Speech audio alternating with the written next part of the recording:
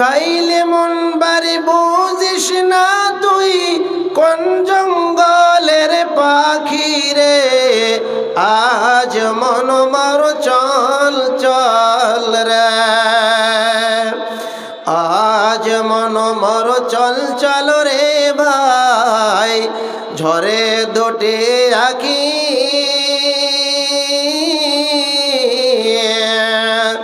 বুঝাইলে মন বারে বুঝিস না তুই কোন জঙ্গলের পাখি রে। আজ মন মর চল চল রে।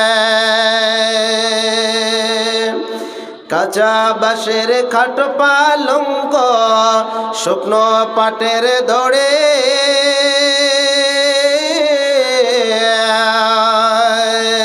কাঁচা বাঁশের খাট পালঙ্ক শুকনো পাটের দড়ে।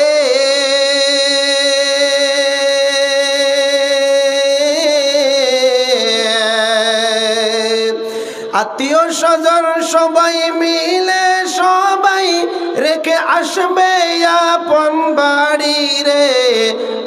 আজ মন মর চল চল রে। কুলের পাতা গরম পানি গোসল করাবে, গোসল করাইয়া মন্তর কাফন পড়াবে রে। আজ মন মর চল চল রে। কাফন পড়াইয়া মন্তর আতর মাখাবে, চারজনতে লইয়া যাইবে কান্দিয়া কান্দিয়া রে। আজ মন মর চল চল রে, আজ মন মর চল চল রে ভাই, ঝরে দুটি আঁখি বুঝাইলে বারে বুঝিস না তুই কোন জঙ্গলের পাখি রে। আজ মন মর চল চল রে। উপস্থিত আজকের এই চাঁদপুর নিবাসী মাদ্রাসা ফাতেমাতুজ জাহরা লিল বানাতের উন্নতি কল্পে 26তম বার্ষিক এক অধিবেশনের আজকে জালসা কমিটির সুনির্বাচিত গড়ে তোলা সুনামধন্য মহামান্য আজকের এই সবার সভাপতি সাহেব, বিশিষ্ট উলামায়ে কেরাম, দূর দূরান্ত থেকে ছুটে চলে আসা অতিথিবৃন্দু, সম্মুখে বসে থাকা দিনদার ইমানদার মুসলিম ভাই সকল, জনতার অন্তরালে প্রজেক্টের মাধ্যমে দেখনেওয়ালি মমিনা সালেহা মা ও বোনেরা, অবশ্যই প্রশংসা একমাত্র আল্লাহ পাক রব্বুল আলামিনের জন্যে, যে মহামনিব আল্লাহ সুবহানাহু ওয়া তাআলা আজকে আমাদেরকে বিভিন্ন মায়ের সন্তানকে একত্রিত হয়ে আজকে এই জালসাতে উপস্থিত হয়ে সন্ধ্যা থেকে এখন পর্যন্ত বসে থেকে দিনের আলোচনা জানা এবং শোনার একমাত্র সুযোগ করে দিয়েছেন। তেনার প্রশংসা জ্ঞাপন করি উচ্চ স্বরে মহব্বতের ভাষাতে আবেগের সঙ্গে চিৎকার মেরে একটিবার আল্লাহ পাক রব্বুল আলামিন প্রশংসা জ্ঞাপন করি।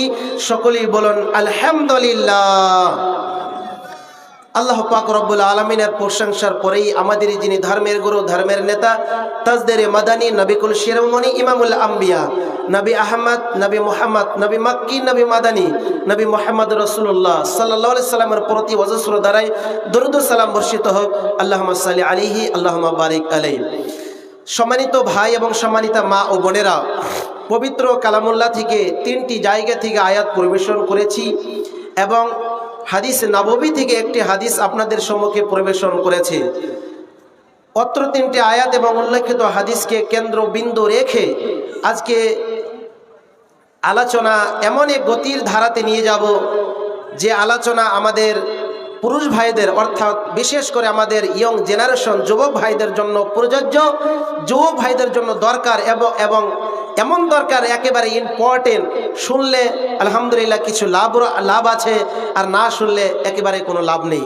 বন্ধু আমার ভাইরা, সর্বপ্রথম আমার ভূমিকাতে এটাই বলিনি, যে কোনো আলোচনা যে কোনো আলোচনা আগে আমরা শুনবো, জানবো, শিখবো, তারপরে বুঝবো, তারপরে আমল করার চেষ্টা করবো। হ্যাঁ না একটু জবাব দিবেন, একটু উত্তর দেন। আগে আমরা কি করব? এটা ধরে নেন একটা ক্লাস, এটা ক্লাস। ধরে নেন আপনার ভাতিজা, আমি ধরে নেন আপনার ভাই, ধরে নেন আপনার বেটা। কিন্তু আজকে আমি এই মঞ্চে মজলিসে আমাকে সুদূর আসাম থেকে আহ্বান করা হয়েছে। আপনারা হয়তো আমাকে জানেন, চেনেন। আলহামদুলিল্লাহ এই জায়গাগুলো আমার খুব প্রিয় জায়গা। আলহামদুলিল্লাহ শেখ সাহেব বসে আছেন, ডক্টর সেলিম ভাই, অনেক আমার ভালো বন্ধু, কাছের বন্ধু আমাকে প্রায় ফোন করে থাকে। শুধু জলসার ডেট নেওয়ার জন্য ফোন করে থাকে না, প্রায় যখনই সুযোগ পায় তখনই আমাকে ফোন করে থাকে। আলহামদুলিল্লাহ মাদ্রাসার কথা বলে। যা হোক, গত বছর আমি এসেছিলাম, খুব ভালো লেগেছে। আপনারা খুব একটি ভালো রেসপন্স দিয়েছেন, ভালো মোটা অঙ্কের দান করেছেন। আলহামদুলিল্লাহ শেষের বেলাতে আমার হাতেও ইনশাল্লাহ একজন আমি মুসাফির, আমার হাতেও ইনশাল্লাহ তুলে ধরবেন, এটা আমি আশা করি। যাই হোক, আমি আপনাদেরকে এটাই বলতে চাইবো যে কোনো কথা আগে আমরা শুনবো, জানবো, শিখবো, বুঝার চেষ্টা করব, বুঝার মতো বোঝার চেষ্টা করব, তারপরে আমরা আমল করব। হ্যাঁ না একটু জবাব দিবেন। মা খালারা, আপনারা পর্দার আড়ালে আছেন, আপনাদেরকে এটাই বলতে চাইবো যে কোনো কথা আমরা আগে জানবো, শুনবো, শিখবো, তারপরে আমল করব। আলহামদুলিল্লাহ। তো যা হোক, আমি আর আমার ভূমিকাটা লম্বা এবং দীর্ঘ করছি না, সরাসরি একদম আলোচনার ভিতরে চলে যাই।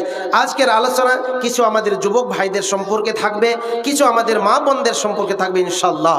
তো যা হোক, আল্লাহ পাক রব্বুল আলামিন আমাদেরকে পৃথিবীর জমিনে পাঠিয়েছেন তার শুধুমাত্র একমাত্র ইবাদতের উদ্দেশ্য। ওমা খালাকতুল জিন্না ওয়াল ইনসা ইল্লা লিয়াবুদুন।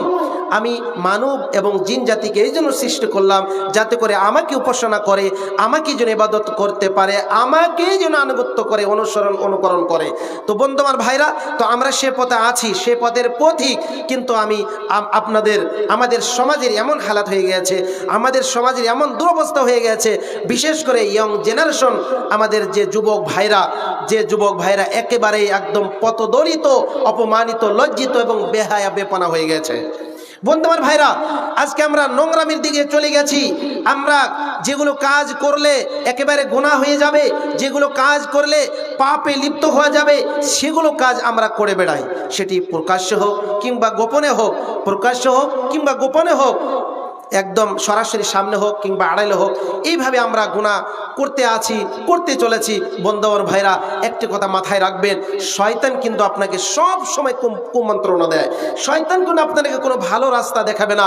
শয়তান আমাদেরকে শুধু এটাই তার জালের মধ্যে ফাঁসাতে চায় যে কেমন করে বান্দা এবং বান্দীদেরকে পথভ্রষ্ট করে ক্ষতিগ্রস্ত মধ্যে ফেলা যায়, ক্ষতিগ্রস্ত করে তাদেরকে জাহান্নামে কিভাবে নেওয়া যায়, এটাই কিন্তু সে সদা সর্বদা চেষ্টা চালিয়ে যাবে এবং পরবর্তীতে যাবে।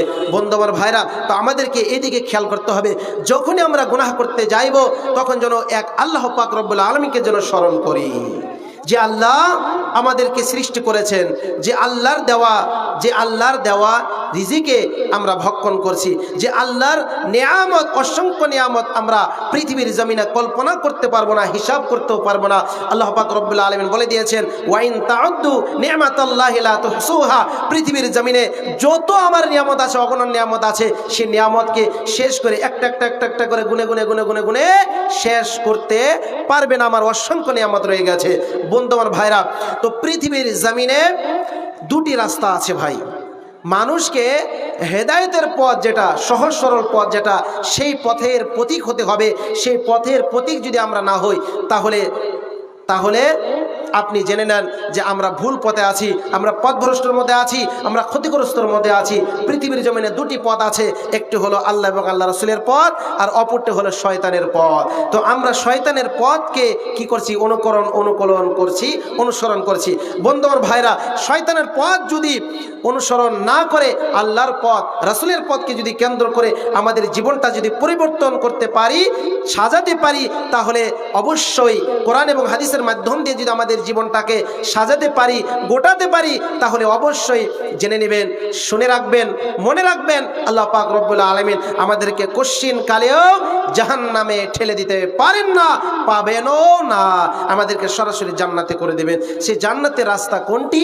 আল্লাহ পাক রব্বুল আলামিন সূরাতুল সূরাতুল জুমারের মধ্যে, সূরাতুল আনআমের মধ্যে 153 নম্বর আয়াতে স্পষ্টকরণভাবে মানব জাতিকে জানিয়ে দিয়েছেন, পৃথিবীর জমিনে মানুষেরা তোমরা আমার পথেই তোমরা কি করবে, চলবে, অনুসরণ করবে, অনুকরণ করবে।